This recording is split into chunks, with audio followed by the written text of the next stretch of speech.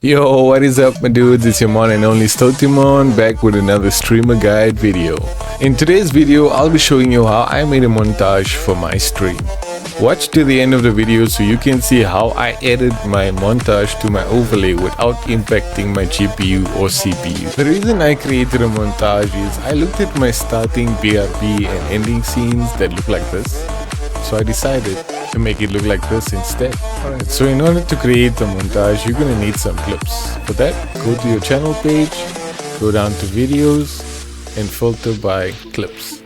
Once you found the clip that you like, you can download it either by having a button that pops up over here or go to share and click on the download. Once you have the clips that you would like to add to your montage, you can either import your folder or each clip individually into CapCut. Using CapCut, I added my montage clips, I added subtitles and music to my clips as well.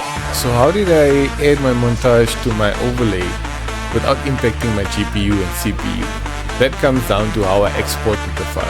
I exported at a lower quality of 480p and 30 FPS. Exporting it in this manner gave me a smaller file size, which I was able to shrink down further.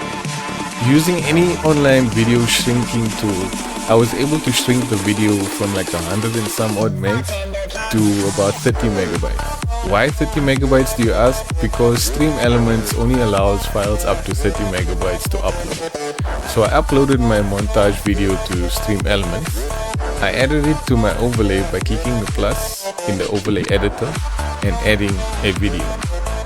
Adding it to my overlay in this manner had a minimal to no impact on my CPU and GPU because I do stream on a potato after all.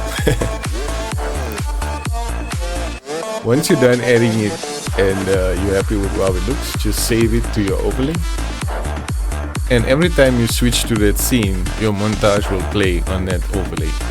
If you actually have a lot of good clips, maybe following a theme of some kind, you can add different montages to your different overlays.